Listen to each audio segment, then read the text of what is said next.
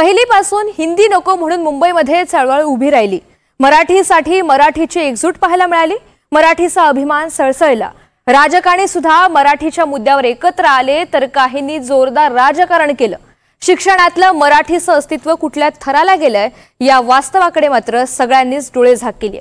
ज्या पालकांचा गेल्या काही दिवसांमध्ये मराठीचा स्वाभिमान ओसंडून वाहिला त्या पालकांनी आपल्या पाल्याच्या मराठीच्या गुणांकडे लक्ष दिलं का हा सवाल करण्याचं कारण म्हणजे यंदाचा 10वीचा निकाल। हा निकाल पाहिल्यानंतर आपल्याच मुलांचा मराठीतला कच्चेपणा समोर आलाय। पाहूयात या संदर्भातला स्पेशल रिपोर्ट। 10वीच्या परीक्षेच्या निकालात मराठीची बोंब। महाराष्ट्रातली मुलं मराठी भाषेतच कच्ची। 10वीत मराठी विषयात 63,000 विद्यार्थी अनुत्तीर्ण। मराठी भाषेला अभिजात भाषेचा दर्जा मिळाला। पहिलीपासून हिंदीची सक्ती नको म्हणून मराठी माणूस एकवटला। भाषेच्या वादावर बरंच राजकारण झालं, परंतु नुकत्याच 10वीच्या निकालात समृद्ध असलेल्या आपल्या मराठीची गरिबी दिसली। राज्यात पहिली भाषा म्हणून मराठी शिकणाऱ्या विद्यार्थ्यांचे निकाल हे दुसरी आणि तिसरी भाषा म्हणून मराठी शिकणाऱ्या विद्यार्थ्यांपेक्षाही वाईट असल्याचं समोर आलंय। फेब्रुवारी-मार्च 2025च्या निकालानुसार या परीक्षेला एकूण 10,85,176 विद्यार्थी बसले होते। यापैकी 63,658 मुलांना 35 गुणही मिळू शकले नाही। 4,16,000 विद्यार्थ्यांनी दुसरी आणि तिसरी भाषा स्वीकारलेली। त्यातले 4,04,000 विद्यार्थी उत्तीर्ण झाले। 10वीच्या मार्च 2025च्या निकालानुसार राज्यात पहिली भाषा म्हणून मराठीची परीक्षा देणाऱ्या मुलांपैकी फक्त 94.13% मुलं उत्तीर्ण झाली। 63,658 मुलांना 35 गुणही मिळू शकले नाही। दुसरी किंवा तिसरी भाषा म्हणून मराठी भाषेची परीक्षा देणाऱ्यांपैकी 97.78% विद्यार्थी उत्तीर्ण झाले।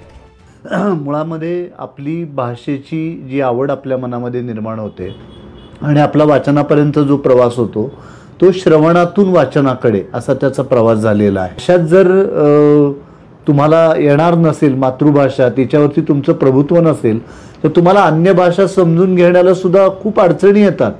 त्यामुळं भाषा हा तुमच्या संस्कृतीचा पाया आहे आणि त्यामुळं तुम्हाला तुमची संस्कृती टिकवायची असेल तर तुम्हाला तुमची भाषा उत्तम आली पाहिजे। मार्च 2023च्या निकालानुसार मराठी प्रथम भाषा परीक्षा देणारे 94.53% विद्यार्थी उत्तीर्ण झाले, तर मराठी ही दुसरी किंवा तिसरी भाषा म्हणून शिकणारी 95.54% मुलं उत्तीर्ण झाली। मार्च 2024च्या निकालानुसार मराठी प्रथम भाषा परीक्षा देणारे 96.49% विद्यार्थी परीक्षेत उत्तीर्ण झाले, तर दुसरी आणि तिसरी भाषा म्हणून शिकणारी 97.2% मुलं यशस्वी झाली। मार्च 2025च्या निकालानुसार मराठी प्रथम भाषा परीक्षा फक्त 94.13% विद्यार्थी यशस्वी झाले, तर दुसरी आणि तिसरी भाषा म्हणून शिकणारी 97.18% मुलं उत्तीर्ण झाली। की मराठी शिकवणाऱ्या शिक्षकांचा दर्जा गुणवत्ता काय आहे त्याचा विचार कुठल्याच पातळीवर होत नाही आहे। आत्ता काय झालं आहे, BA आणि MA मराठी करणारे एक्सटर्नल ग्रॅज्युएट आहेत, एक्सटर्नल पोस्ट ग्रॅज्युएट आहेत की आमच्या लहानपणी आमचे शिक्षक एक कविता शिकवायला 3-3 दिवस घ्यायचे। आताचे मराठीचे शिक्षक 3-3 कविता एका तासामध्ये सुद्धा शिकवू शकतात। हा जो फरक आहे ना, तो फरक महत्त्वाचा आहे।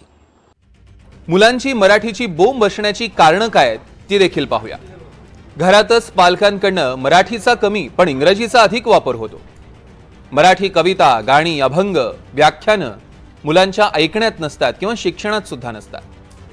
लोप पावलेली मराठी वाचन संस्कृती आणि बंद पडलेली मराठी वाचनालय, सोबतच सरकारकडून मराठी वाचनालयांना न मिळणारं अनुदान आणि इंग्रजी हिंदीचा अतिवापर, मराठी बोलण्यात वाटणारा कमीपणा ही मराठीची बोंब बसण्याची प्रमुख कारणं आहेत। तर आता या निकालावरून हे स्पष्ट झालेलं आहे की पहिली आपली मातृभाषा जी मराठी आहे तीच मुलांना उत्तमरित्या समजली पाहिजे आणि ती शिकली गेली पाहिजे। जर 2025चा निकाल पाहता हा जर पहिली लँग्वेज ज्या मुलांची आहे त्यांचाच जर गुणवत्तेचा स्तर उतरला असेल तर याच्यावरती गांभीर्यानं विचार करणं गरजेचं आहे. जे सरकार इतक्या दिवस तिसऱ्या भाषेच्या सक्तीचा गोंधळ घालत होते, तिसऱ्या भाषेसाठी अनेक ठिकाणी आंदोलनं घ्यावी लागली, तर आता खऱ्या अर्थानं मराठी भाषेची गुणवत्ता वाढण्यासाठी आंदोलन घेण्याची वेळ आली आहे का काय, अशी परिस्थिती निर्माण झालेली आहे. 10वीचा निकाल डोळे उघडणार आहे. त्यामुळे मुलांचा मराठीचा पाया भक्कम व्हावा यासाठी पालक, शिक्षण संस्था आणि सरकारनं लक्ष देणं गरजेचं आहे. हे जे काही आपण आकडेवारी बघतोय त्या आकडेवारीमध्ये हे स्पष्ट दिसून येत आहे की सध्या मराठी भाषेला उत्तम दर्जाचं शिक्षण देणारे कुठलेच शिक्षक सध्या इथे उपस्थित नाही आहेत आणि त्यासोबतच विद्यार्थ्यांना ओढ वाटेल अशी कुठलीच शिक्षण पद्धत सध्या रुजू झालेली नाही आहे. तर जर अनेक शिक्षकांचं म्हणणं आहे की जर असंच हे पुढे चालत राहिलं तर पुढील भविष्यात महाराष्ट्रातील मराठीची अवस्था ही अगदी निंदनीय आणि भयानक असेल. तर आता हे पाहणं महत्त्वाचं असणार आहे की वेगवेगळ्या शिक्षण धोरणातून नक्की सरकार काय पाऊल उचलतंय आणि याकडे गांभीर्याने लक्ष देते की नाही. NDTV मराठीसाठी रेवती हिंगवे, पुणे.